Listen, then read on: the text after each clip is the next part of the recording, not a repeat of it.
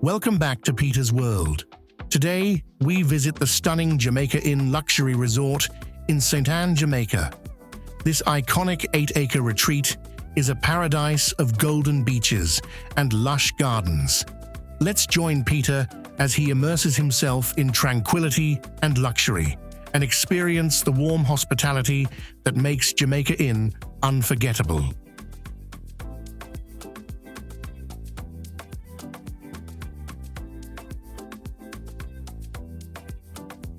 I'm joined by Olivia Morrow, who has graciously offered to guide me through Cottage 4 and share a brief history of the resort. On property here at Jamaica Inn, it is truly a gem, and I can't wait to show you around. So here we are, a beautiful view as you walk in, the perfect spot to kind of just fully relax as you arrive.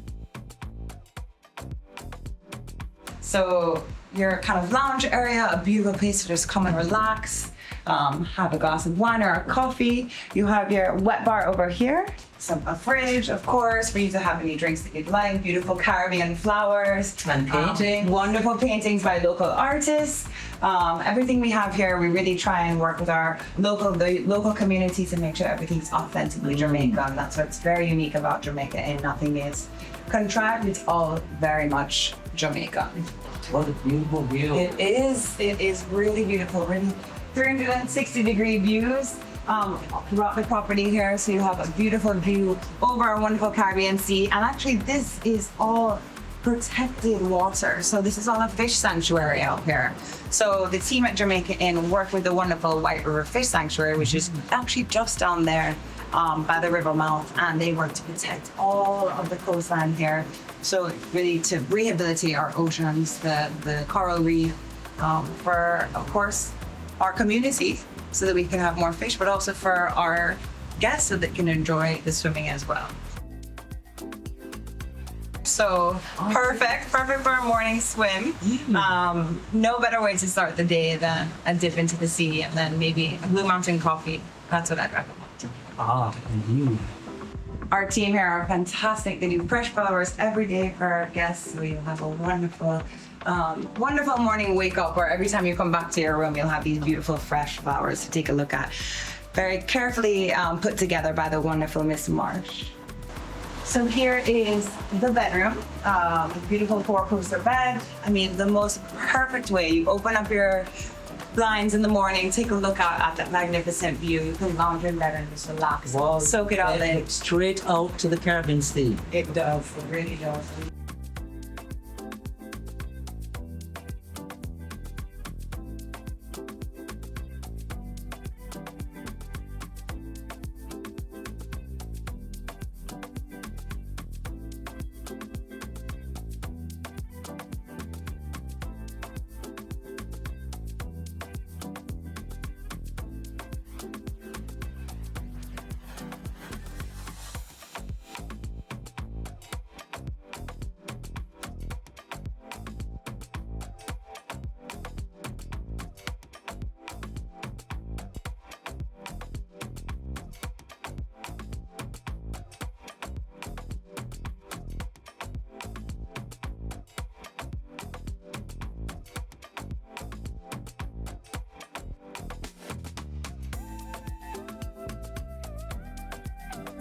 And there's a lovely bathroom. So lots of room. You've got his and her sink. And then you have this wonderful outdoor shower. So, I mean, you're in the Caribbean. So, you know, might as well enjoy a little shower outside. And then here is the incredible infinity pool. So perfect for one or two, or however many friends you want to bring back. But, you know, a beautiful little spot to relax, maybe with a glass of wine in the evening.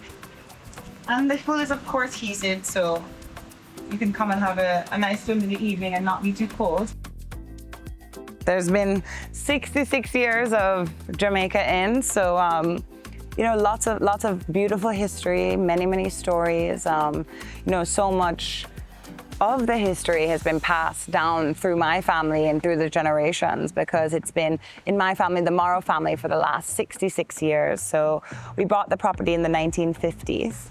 It was, it was very much the same in the sense of it was this beautiful, hotel on the most incredible beach in Jamaica, I think anyways, maybe even the Caribbean if we're pushing it, but one of the most beautiful beaches, this kind of perfectly blue and white building throughout. It really just kind of brought, I think, my grandparents that initial feeling of this is a special place. This is unique, and they fell in love with it. They fell in love with the property and thought, how can we make this something to treasure for years to come, and how can we make this a special spot for our guests as well. It's been a long history, but we've always remained timeless, and I think that's something that we've really been true to our history in the sense that things evolve, things change. As you know, having been a well-traveled person, that hotels are constantly trying to keep up with the next best thing. And being an older property, being a property with history, we have some incredible benefits of that because we have this warmth and this, old school hospitality vibe that you can't replicate in a new property. You can't replicate in something that's kind of, all shiny and new. And I think that's what our guests love, is they feel like they're stepping into a property that is filled with love and consideration. And it really has that authentic Jamaican feel. People, you can say it for yourself, but they walk through our doors and they just feel like this is special. You won't get this anywhere else. The family owned, family run. Exactly. Yes, you said it yourself. But the trifecta. But no, it's a lot of love. But at the same time, you're keeping up with you have to innovate in order to remain relevant. In one way, things have remained the same, but in others, it has changed a lot. The habits of the way people love to spend their time on holiday. For example, our new Teddy's Grill, which I know you've had the chance to dine at, is a lovely new addition to the hotel. So about 2 years ago, we realized, so many more of our guests want to dine on the beach. Or set on this toes in the sand, like us. We have this beautiful beach. Why are we not making use of it more for dining? And it was used for lunch. People would have lunch on the beach, but we suddenly thought, not everyone wants to get dressed up every evening to go to our wonderful terrace, but they want to have that more relaxed vibe a couple nights of the week. A more contemporary feel. Right, different menu. So now we have both. It gives people the opportunity to come down to our Teddy's Grill, have some fresh fish on the grill cooked right there in front of you, have some wonderful wood-fired pizzas from our grill, and really enjoy that experience. I think when we developed our experiences, which I know you've had the opportunity to enjoy some of them this week, but our experiences that we have every week, they're a wide range of different cultural elements. You've gone to the market with our chef for Shop and Cook, where he takes you there and shows you what's in season, and then come back and you can make a Jamaican lunch, and that's something unique that you can't have anywhere else. Or you tried the Rumology, I'm glad to hear, and you've had some of those experiences, which, as you said, they aren't able to be replicated anywhere else. So we really try and make it so when our guests leave, they feel like, wow, I've not only been there and had a beautiful time on the beach, but I had an experience that I can tell stories about. Yeah. Good afternoon, my name is Javon, and welcome to my Rumology session. So today I'll give you a briefing of a few rums that we have here in Jamaica, after which I'll have you try a couple. Now, rum is made from sugarcane or sugarcane byproducts. Byproducts meaning molasses, which is obtained from the refining process of making sugar. Now, rum is done by a process called fermentation. Now, after fermentation of the sugarcane juice, it is distilled, and the outcome you get is practically a clear liquid. So this is the first stage of rum. From the farming field to the factory, it is then distilled and then it's fermented, and that's the outcome of rum. Now, rums are stored in old oak barrels, and these barrels could be either bourbon or whiskey barrels. In addition to that, that's where rum gets its color from. Now, there's two methods of making rum. One is called pot still, and the other is called column stills. An example of a column still rum you'll see here is our Kingston 62 Gold rum. Now, these are made from aluminum columns, which are taller multi-columns that produces a lot of rums per the gallon. Now, one of our local rum distilleries, which is called the Worthy Park Estate, they're doing their process of rum making by the pot still method. Now, pot still is done in copper pots, and these copper pots are derived from way back in slavery days, or piracy. Now, this is an example of what a copper pot looks like.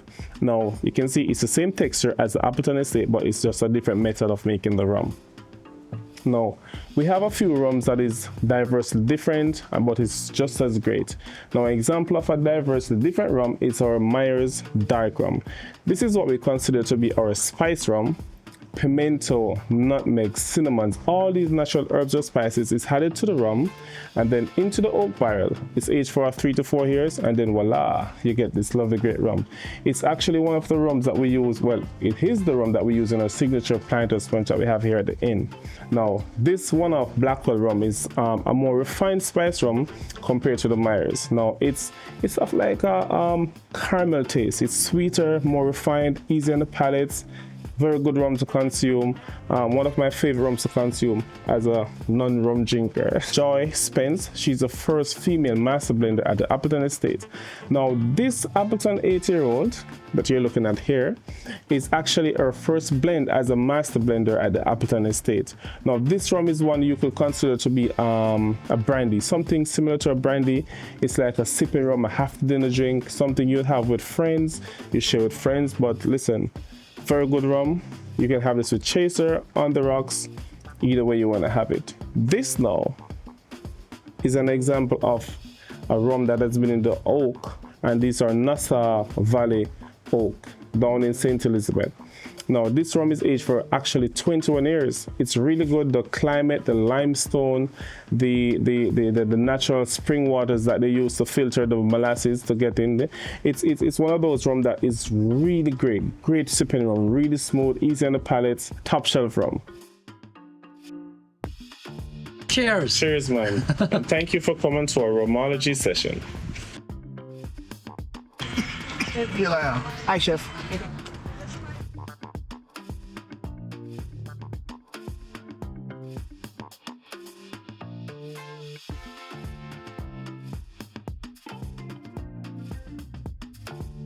Welcome to our little inn's cooking. What we're gonna do today is a traditional dish of Jamaica, which is actually our national dish. So what we're gonna make is ackee and saltfish. So I'm just gonna add this to my preheated oil, which is about 350 degrees. So this is nice ripe plantains, and I want to fry them again, just a nice golden brown color.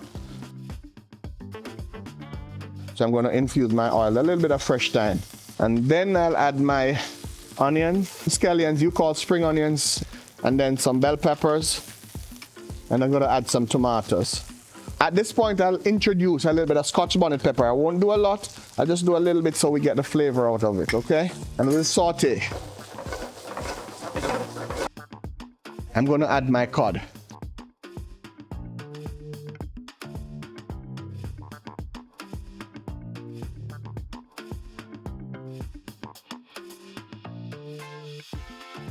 Everything coming together now. What I'm going to add is my ackee.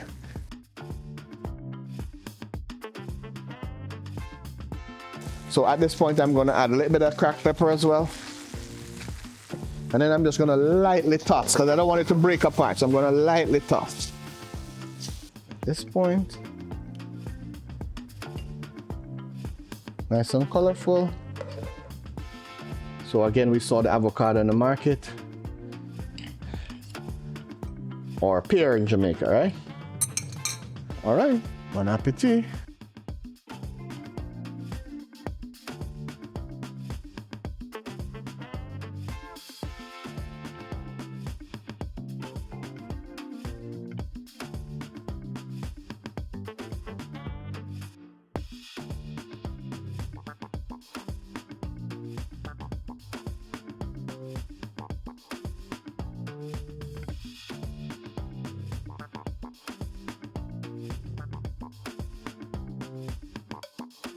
Welcome to Jamaica Inn Beehive gift shop.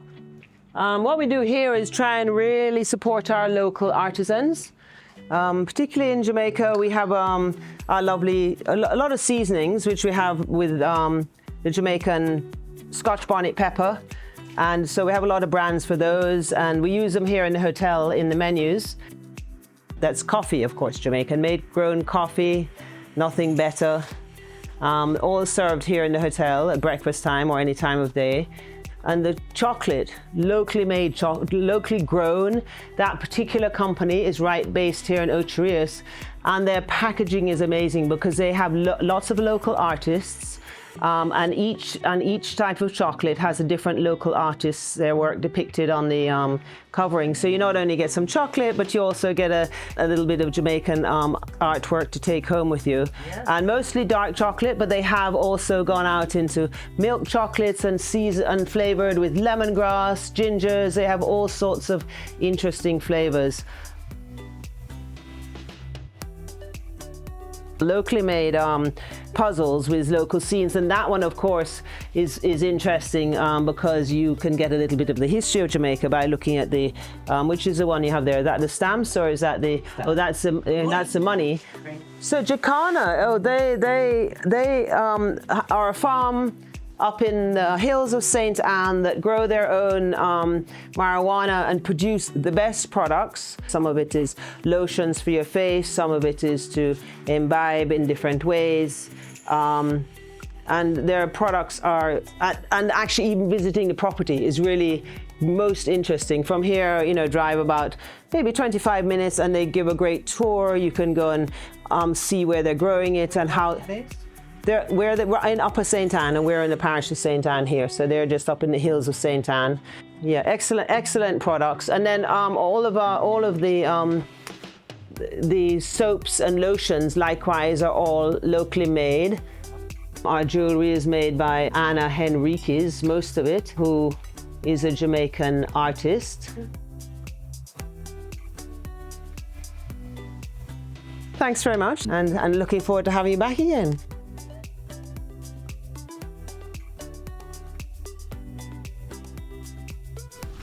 A heartfelt thank you to Jullian and the incredible staff at Jamaica Inn for their outstanding hospitality.